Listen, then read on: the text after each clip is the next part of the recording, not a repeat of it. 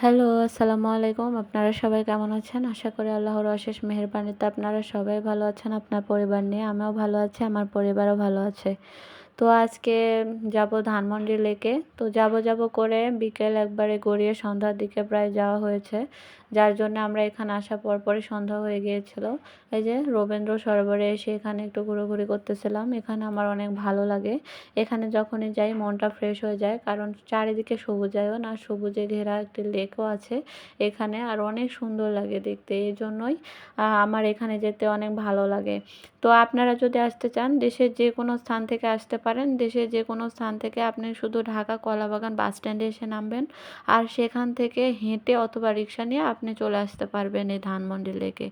তো এই ধানমন্ডি লেক নিয়ে ব্রিটিশ শাসন অপসারণের পর 1956 সালে উপযুক্ত পরিবেশ ও আবাসন ব্যবস্থা গড়ে তোলার উদ্দেশ্যে 240.74 হেক্টর জমিতে ধানমন্ডি আবাসিক এলাকা গড়ে তোলা হয়। সমগ্র ধানমন্ডি এলাকার 16% জায়গা জুড়ে রয়েছে ধানমন্ডি লেক। ধানমন্ডি লেকটির বর্তমান দৈর্ঘ্য 3 কিলোমিটারের মতো, প্রস্থ 35 থেকে 100 মিটার, আর গভীরতা হচ্ছে 34.77 মিটার। আর এই লেকটি যে জলাশয় রয়েছে, জলাশয়ের মোট আয়তন 37.37 হেক্টর। এই লেকটি ধানমন্ডি 2 নম্বর সড়ক থেকে শুরু করে ধানমন্ডি 27 নম্বর সড়ক এসে শেষ হয়েছে।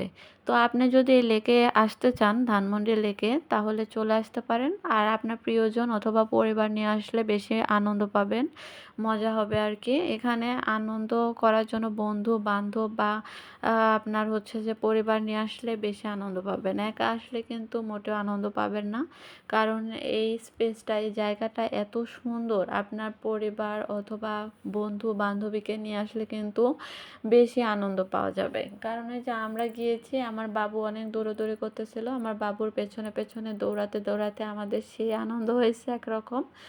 আর এই যে ওর বাবা ওর হাতটা ধরে নিয়ে যাচ্ছিল, কারণ ও অনেক দৌড়াদৌড়ি করতেছিল। আর দেখেন চারিদিকে কত সুন্দর একটা পরিবেশ। ঢাকা শহরে এরকম খোলামেলা জায়গা কিন্তু পাওয়াই যায় না।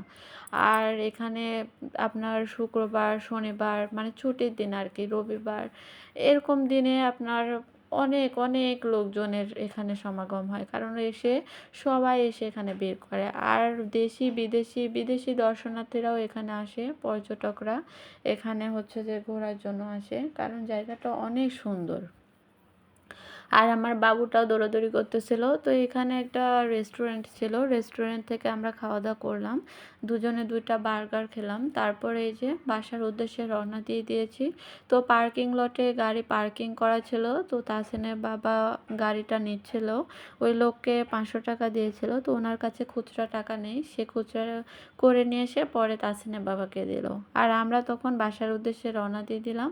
তো যাওয়ার পথে আমরা যেখান থেকে প্রায়ই ফুচকা খাই আর কি, এখানে এই দোকানটাতে ফুচকা অনেক ভালো লাগে। তো চলে আসলাম ফুচকা খেতে। দুজনে 2টা প্লেট ফুচকার অর্ডার দিয়ে বসে পড়লাম। তারপরে ফুচকা রেডি হয়ে গেল। তো এই যে আমাদেরকে দিল খেতে।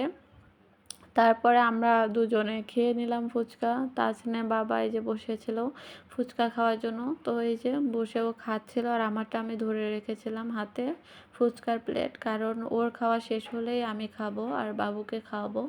আর আমার হাতে একটা বেলুন দেখতে পেয়েছে, বেলুনটা আমার বাবু ধানমন্ডি লেকে গিয়ে আপনার হচ্ছে যে ওই যে আপনার বন্দুক দিয়ে যে বেলুন ফাটায় না, ওইখান থেকে একটা বেলুন সে খুলে নিয়েছিল। তো লোকটা কিছু বলে নাই। আমার বাবুটা অনেক দুষ্টু, বুঝলেন, ও যেখানে যায় এরকম করে। তো কিছু বলে নাই, ও এখন ওই বেলুনটা নিয়ে বাসায় যাবে, তাই আমার হাতে দিয়েছিল।